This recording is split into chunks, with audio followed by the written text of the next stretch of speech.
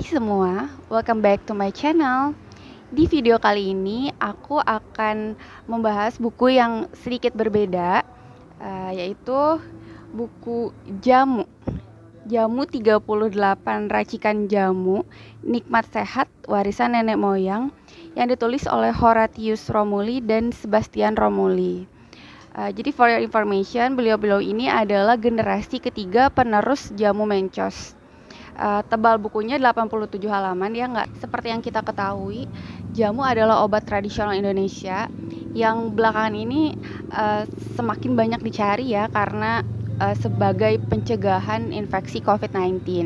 Sekarang tuh udah semakin banyak ya masyarakat yang sadar untuk kembali ke alam, terus mengkonsumsi ramuan-ramuan herbal, karena ramuan-ramuan herbal alami itu ya tanpa bahan kimia, jadi nggak ada efek sampingnya juga.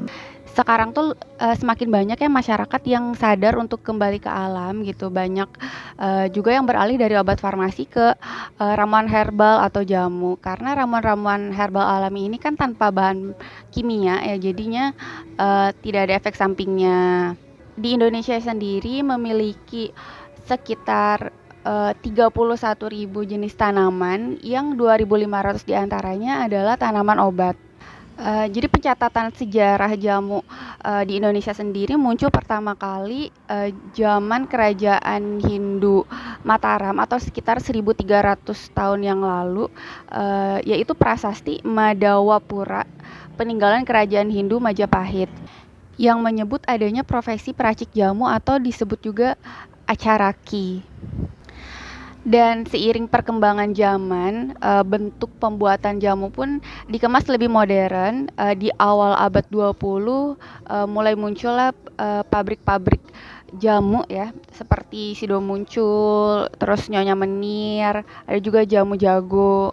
Dan di buku ini selain membahas tentang sejarah jamu, juga dibahas bahan-bahan jamu juga khasiatnya. Ada 46 bahan jamu ya yang dibahas di buku ini, beserta khasiatnya gitu. Dan jujur aku juga baru tahu gitu, maksudnya kayak ternyata sebanyak ini gitu kan, karena yang bahan jamu yang populer yang biasa kita kenal itu kayak kunyit, temulawak, terus jahe yang kayak gitu kan.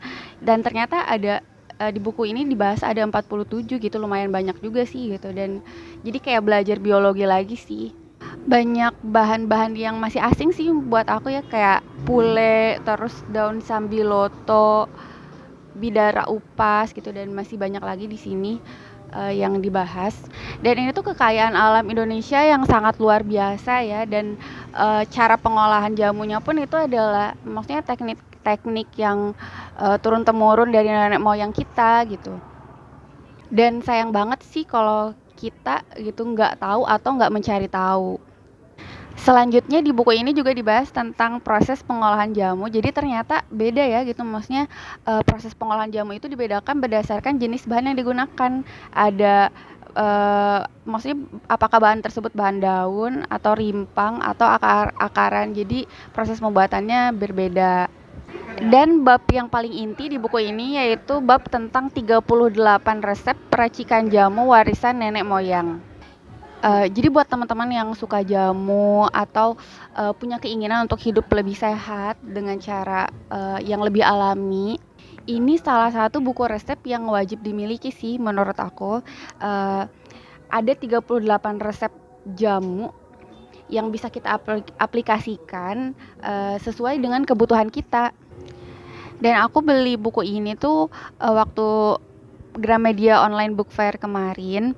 Jadi karena diskon harganya lebih murah, dan ini tuh buku terbitan tahun 2015 ya, jadi bukan termasuk buku baru. Jadi aku nggak tahu sih ini masih di Gramedia masih stok atau enggak, bisa langsung cek aja kali ya.